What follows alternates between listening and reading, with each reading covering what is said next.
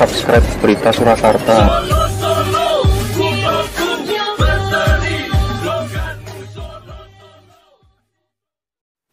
Bismillahirrahmanirrahim.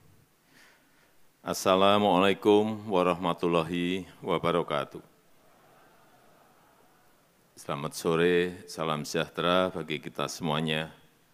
Om Swastiastu, Namo Buddhaya, salam kebajikan.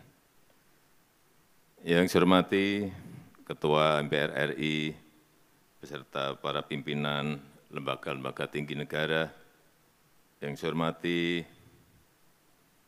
para menteri dan wakil menteri, Kabinet Indonesia Maju, Panglima TNI, Kapolri, Duta Besar negara-negara sahabat, Gubernur DKI Jakarta, yang saya hormati Ketua Dewan Pers, Ibu Nini Rahayu, beserta seluruh jajaran pengurus Dewan Pers, yang saya hormati Ketua PWI Pusat, Bapak Henry J.H. Bangun, beserta seluruh jajaran pengurus, seluruh tokoh pers yang hadir, rekan-rekan wartawan, Bapak Ibu hadirin undangan yang berbahagia. Sebelum lupa, yang pertama saya ingin menjawab keluhan Pak Henry tadi mengenai gedung pers Pancasila yang ada di Kota Yogyakarta, paling lambat minggu depan sudah dicek di lapangan, Pak. Semuanya akan dibangun oleh Kementerian PU. Saya belum tahu habisnya berapa, tapi sudah saya sanggupi dan segera akan dibangun.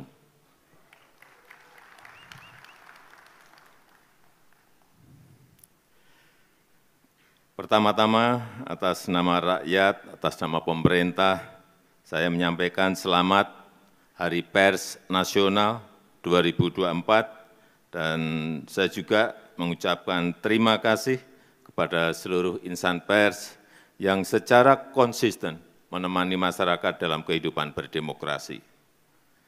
Saya juga berterima kasih kepada pers yang turut mengawal pemilihan umum 2024 yang baru saja kita jalani. Saya juga sering dikritik tajam.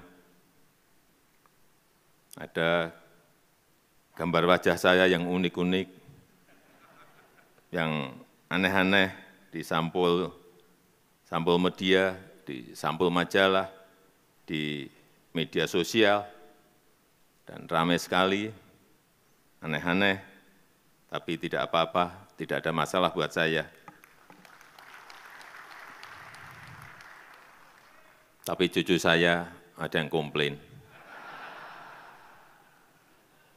Mbah, manggil saya kan Mbah, Mbah, wajah Mbah kok jadi digambar jelek banget. Ya, itulah.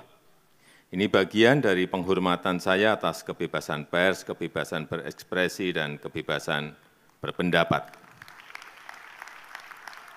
Bapak Ibu insan pers sekalian, pemerintah menyadari berbagai tantangan yang dihadapi oleh insan pers di era digital.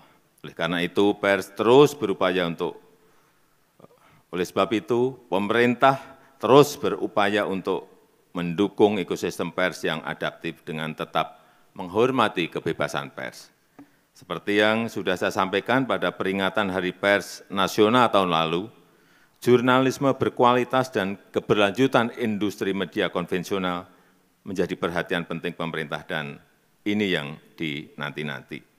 Setelah sekian lama, setelah melalui perdebatan panjang, akhirnya kemarin saya menandatangani Peraturan Presiden tentang tanggung jawab platform digital untuk mendukung jurnalisme berkualitas, atau yang kita kenal sebagai Perpres Publisher Rights.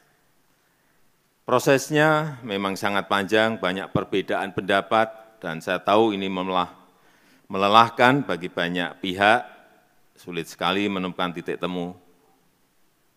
Dan sebelum menandatangani, saya juga betul-betul mendengarkan aspirasi dari rekan-rekan pers. Aspirasinya tidak benar-benar bulat, ada perbedaan aspirasi antara media konvensional dengan platform digital. Platform digital besar juga beda aspirasi, dan kita harus timbang-timbang terus implikasinya.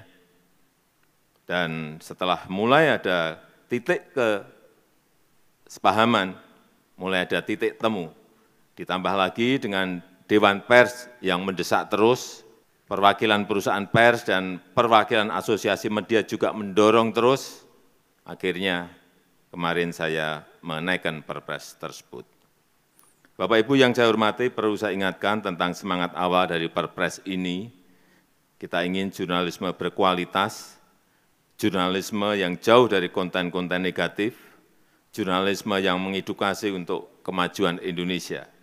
Kita juga ingin memastikan keberlanjutan industri media nasional, kita ingin kerjasama yang lebih adil antara perusahaan pers dan platform digital, kita ingin memberikan kerangka umum yang jelas bagi kerjasama perusahaan pers dan platform digital. Perpres ini sama sekali tidak dimaksudkan untuk mengurangi kebebasan pers. Saya tegaskan bahwa publisher rights lahir dari keinginan dan inisiatif insan pers. Pemerintah tidak sedang mengatur konten pers. Pemerintah mengatur hubungan bisnis antara perusahaan pers dan platform digital dengan semangat untuk meningkatkan jurnalisme yang berkualitas. Kemudian perlu saya ingatkan juga tentang implementasi Perpres ini. Kita masih harus mengantisipasi risiko-risiko yang mungkin terjadi, terutama selama masa transisi implementasi Perpres ini. Baik itu perihal respon dari platform digital dan respon dari masyarakat pengguna layanan. Terhadap perusahaan pers yang saya tahu sedang menghadapi masa-masa sulit di era platform digital ini, pemerintah juga tidak tinggal diam, pemerintah akan terus mencari solusi dan juga kebijakan afirmatif untuk perusahaan pers di dalam negeri. Saya juga meminta Menkominfo agar memprioritaskan belanja iklan pemerintah untuk perusahaan pers. Ini berkali-kali saya sampaikan, minimal untuk bantalan jangka pendek. Memang ini tidak menyelesaikan masalah secara keseluruhan. Perusahaan pers dan kita semua tetap harus memikirkan bagaimana menghadapi transformasi digital ini.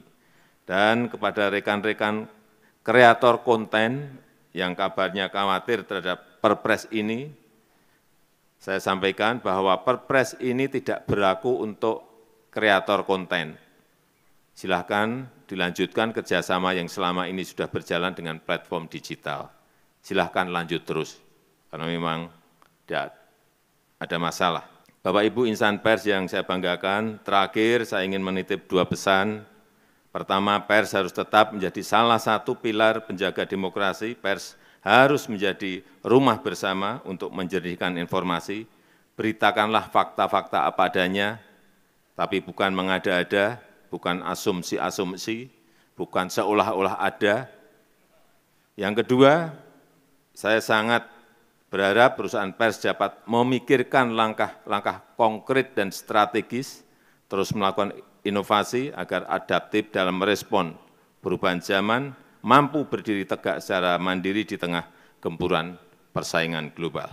Saya rasa itu yang ingin saya sampaikan dalam kesempatan yang baik ini. Terima kasih. Wassalamualaikum warahmatullahi wabarakatuh. Subscribe Berita Surakarta.